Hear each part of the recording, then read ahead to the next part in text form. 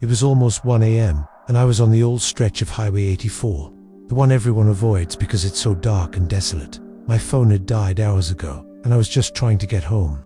That's when I saw it. It wasn't a wreck, it was worse. Lying completely across all 2 lanes of the highway was a massive, full-size billboard. Not just the sign, but the whole steel frame, snapped clean off its support structure, like a giant domino.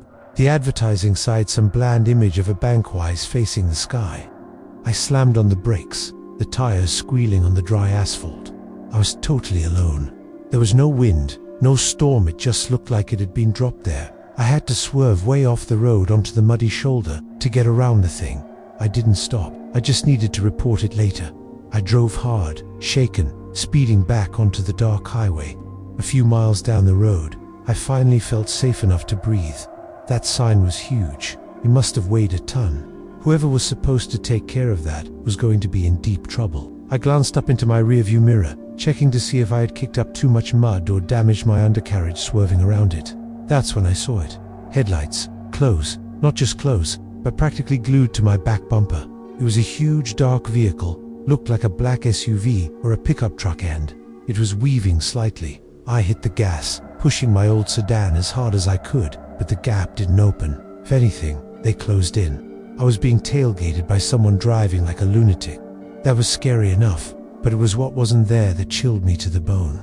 My mind was screaming about the driver behind me, but the other part of my brain, the logical part, was stuck on the billboard. It was only a few minutes ago. I had just passed it. I risked a quick, frantic look over my shoulder, out the back window. The road behind me was a smooth, endless line of dark asphalt disappearing into the black horizon. There was the black SUV and nothing else. The giant billboard was gone. It wasn't moved to the side. It wasn't dragged off.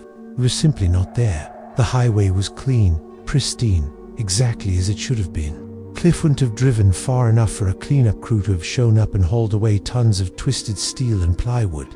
That was impossible. It wasn't real. The realization hit me. The billboard wasn't an accident. It was a trap. A diversion to force me to stop and get me isolated. And the SUV behind me was the second, brutal part of the plan. Panic took over. I slammed the accelerator to the floor. The car behind me matched it instantly, now driving with violent intent. It swerved, clearly trying to hit my back corner and spin me out. I gripped the wheel until my knuckles went white, trying to keep the car straight. I looked in the mirror again. The SUV was massive. I couldn't make out the driver, just the dull reflection of my own taillights on their dark, intimidating grille. They were playing with me, waiting for the perfect moment to strike. This wasn't road rage, it was hunting. The illusion of the sign had isolated me, and now this dark shape was going for the kill. I was heading toward a tight, unlit overpass, a terrible place to be rammed. I had to shake them off before we reached it. As we approached the overpass, the SUV surged forward, ready to strike. I knew I couldn't outrun them, so I had to be unpredictable. I saw the shoulder approaching and made a split-second decision. I didn't brake. I cut the wheel hard and drove right off the road, onto the gravel shoulder, and then into the thick, overgrown grass verge. My car hit the dirt hard, rattling violently, but I kept my foot on the gas.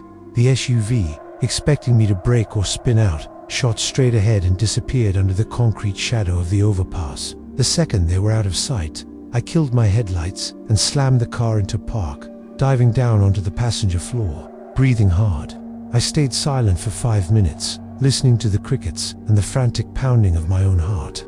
I heard the distant, powerful engine sound of the black SUV coming back, cruising slowly past the spot where I had disappeared. But it was too dark now. I had vanished into the dense roadside foliage.